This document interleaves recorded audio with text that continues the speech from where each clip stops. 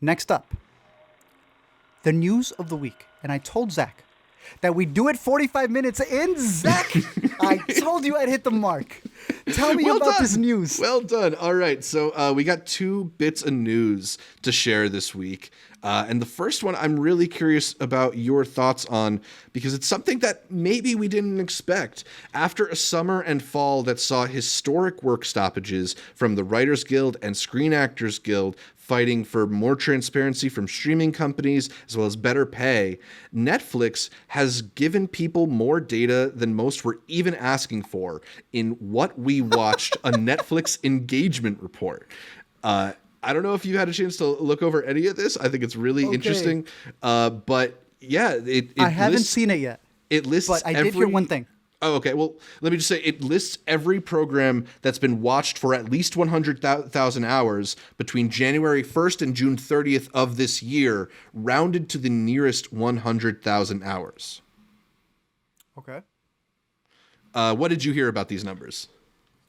I know nothing about the numbers. I just know Ted Sarandos came out and said, what you were saying right now, more than we needed. It was Ted or the other guy. They were like, so here's all this information. I don't know what you need it for. Probably more than you need. And I found that so funny. Mm-hmm. Bro, are those numbers important to you? Why are you trying to downplay how important the numbers are? When someone tries to tell you, I don't even think like you'd be able to use these. Like, don't use these. Like, don't know. Don't understand what the worth of these numbers are. I think that is hysterical. Right. Clearly, if you have these numbers and you've been forced to release them, they mean something. They mean better pay for the people who are working there. It means transparency. And it showcases what's doing the best.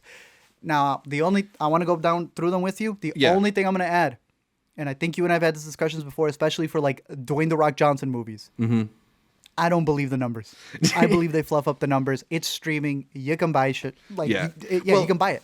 I don't believe it. So I'll preface this with a couple different things. I thought there was a really interesting interview on The Town, the podcast, with Ted Sarandos when these numbers came out. And he talked about a couple things. Okay. How in the beginning, people liked that Netflix wasn't really sharing streaming numbers because for creatives, it was like, oh, I don't have to worry about ratings. You just want me to make my stuff.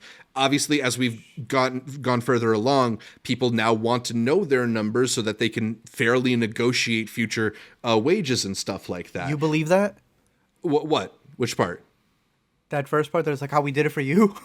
Well, I mean, I'm not saying they did it for them. It was an advantage to them to keep their data a secret. But I'm saying that at one point, people liked that Netflix wasn't sharing their numbers because then you can spend a bunch of money on House of Cards and people aren't worried about, oh, only this million people are watching it. But obviously, that has changed over the decade plus of Netflix's domination, and everybody wants access to these numbers now in order to, as we mentioned, fairly negotiate. But the thing that I thought was interesting when they were talking on the podcast that Matt Belloni pointed out is that even though this is way more data than what even the guilds are requesting, Netflix is now at a point in their history where it's actually advantageous for them to show off their numbers. Netflix is such a huge company. They dominate the streaming landscape so completely. People ask, not where can I watch it? They ask, when is it on Netflix? When is it on Netflix? That they can show their numbers and say, look, there's no other streamer that's putting up numbers like this. I don't care that, we spent $100 million on this show that didn't do that well. Look at all the shows we paid for that did so much better than any other streamer out there. Easily. It's Kleenex, right? You ask for a tissue. But people just use it interchangeably. That is Netflix. It's the Netflix and stream model. It's just through and through. We were talking about last week. All the DC movies they picked up. Mm-hmm. Now that the other companies are willing to license them stuff, it's over. They're gonna have all the best stuff. No, that is so embarrassing. And you look at the Batman summer was included in there. Right, it's crazy. And you look at it wasn't just like Shazam.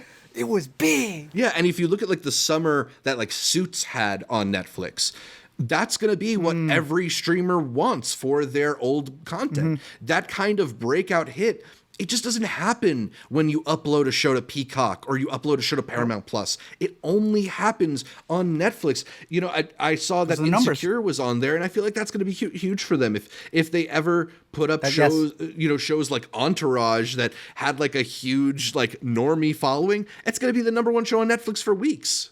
Easily, yeah.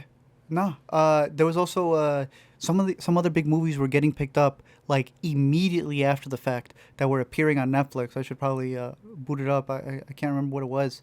And I was like, they're getting these that fast? Mm-hmm. Like, one of the big things that Peacock touts is like, this was just in theaters and now it's streaming at home. But I'm like, only for 2 months before you have to give it to Prime for a little bit and then get it back. How is Netflix scooping up a lot of these movies right away? They had the new Insidious movie. I'm blanking on what it is, but some people may be able to pick it up. And the beauty of it, as I'll even put right here, Brady's talking about, other streaming services are losing their originals. Mm-hmm. Netflix is known for canceling their originals. People can get upset at that. That as long as they're not disappearing, all this stuff that they're renting that is on the platform and then may leave later, they're not going to get flack for that. They're borrowing it. They're borrowing Friends, Seinfeld, whatever it is. So all of these movies that they're getting for a limited time, it's just a plus for the current subscribers. When those leave, there is no negative. There's no harm, no foul. But HBO losing their Watchmen show is embarrassing. So I saw some people saying that actually popped back up, that it was more of a glitch on Max's end. I'm trying to confirm that now. There's like a dozen other ones though that they did stop. But Disney that's the Plus thing, getting like, rid of Crater, Paramount Plus getting rid of the Grease show. Like, it's bad. So it looks like Watchmen is up on there, but like, there are a ton of other shows. You mentioned even the Batman. Like, to have one of the most iconic superheroes exclusive to your platform and decide, you know, we actually didn't talk about Merry Little Batman. I don't know if you had a chance to watch that yet. Bro, how'd they lose that to Prime? It makes no sense, but like these companies, at least, you know, Max being the leader in trying to like make profit in any way possible, are sort of like breaking the promise that streaming was built on, that you can find all of our stuff here. And I don't know, it's to me, it's them all waving the white flag at Netflix, and maybe these numbers are just like a confirmation of that like Max is never going to put up, you know, 812 million hours viewed on an original show. On top of that, I think it was like a couple years ago with the stocks, right? Where Netflix was like, oh, they're going to take a plunder. All these streaming services are coming in. Dude, there was that worry for it. And top dogs, dude, like, they were ahead of it. People thought they were going to get undermined. They held that through. They were like Napoleon with it. Paramount is now subsiding in on itself, right? Hulu and Disney, we just covered, are working on combining their stuff. Apple TV Plus, if it wasn't for their iPhones, like, they would be... like, they're not making their returns on Apple TV Plus. HBO has been fumbled creatively, financially, every way, shape, or form. Netflix really held it out. I bought that dip on Netflix, and it's higher than it's ever been. What a dub, dude. Yeah, that's good on Netflix. Yeah. Do you want to talk about some of these numbers? Go for it. You only put it full screen. Yeah, so the Night Agent, as we were alluding to, dominated the first half of the year with nearly 1 billion hours viewed. One thing that I was pretty surprised by is how well Ginny and Georgia did. I knew people liked it. I did not know people liked it quite that much. It does have the added benefit, which is something we should point out, of having been released in January of this year, because this is not showing the first month or the first 6 months. It's showing January 1st to June 30th. So there's some things like I Think You Should Leave, which is pretty low on this list, but it came out at the very end of May. So it only had 1 month to accrue views. It's for the next 6 month report. Exactly. We'll have to add them together and figure that out. But that's why things like Wednesday, when did Wednesday get released? Because then that would make those numbers even more impressive. Exactly. That came out last year. So it did have those 6 months, but that's without its first month wave of enthusiasm. It's still made fourth on this list. Even Ginny Georgia season 1. I mean, like, dang.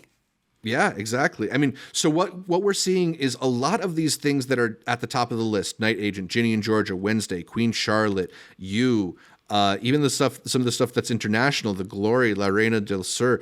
These are primarily Netflix original TV shows. But something that's interesting in the numbers, about 55% of all programs that are watched on Netflix are originals. Only 45% are licensed. So That's beautiful.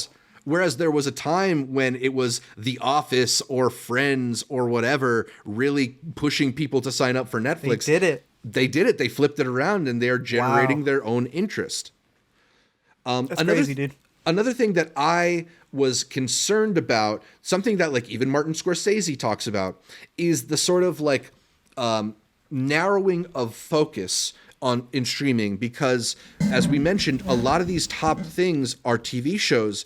Does that mean that Netflix won't invest in movies in the future, knowing that TV shows are the things that get the most hours viewed?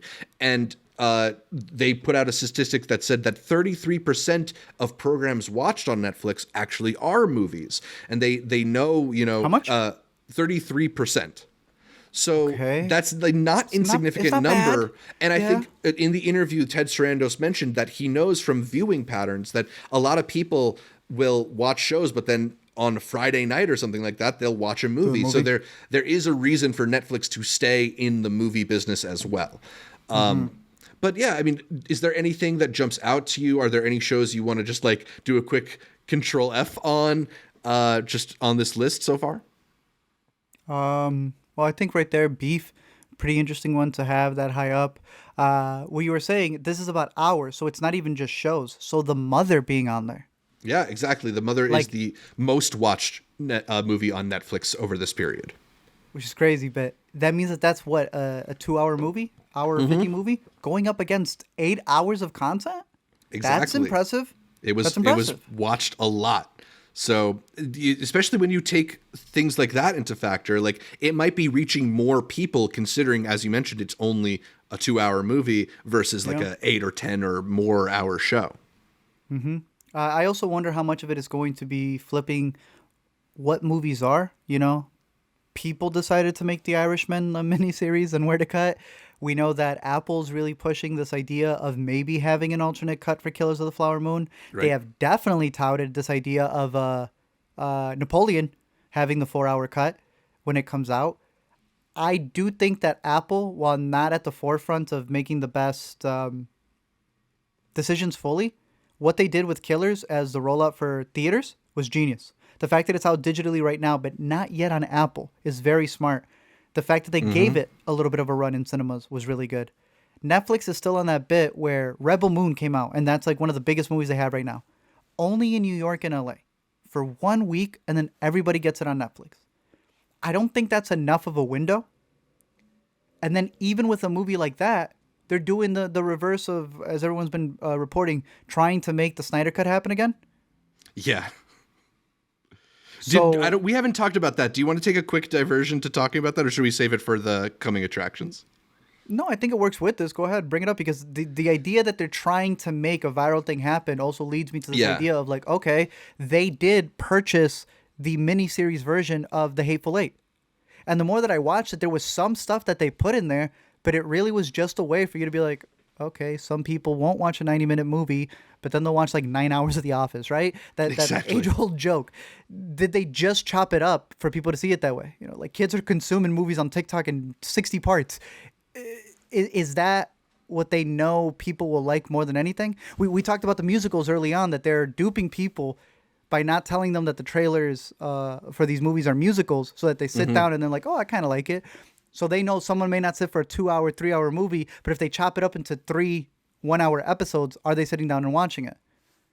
How's the Snyder Cut thing any different? They're kind of like reverse engineering it. Exactly. So what we're talking about is that Rebel Moon, which was just released in theaters as a 2.5-hour movie, something around there, apparently will have a soon-to-be-released director's cut that's closer to 3.5 hours. So there's this idea that Netflix is trying to backwards generate their own Snyder Cut phenomenon. That there's one movie that's released in theaters, but the true vision, the ones that you should hashtag release the Snyder Cut about and make a trend on social media, is the one that's going to be online on Netflix later. And just from the first reactions to the film that neither of us have had the chance to see yet, so we're not reacting to it, people seem to feel like it looks like a movie that's not finished, a movie that has things missing from it. So I don't know. Because it does.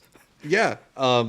It's how much of that is like Netflix just doing intentional manipulation to try and boost like watch hours and stuff like that. I don't know, but it's like it all plays into that strategy of like extending and trying to get, you know, as many watch hours out of a project versus necessarily like the best version of a project. Yeah. Yeah. Very interesting.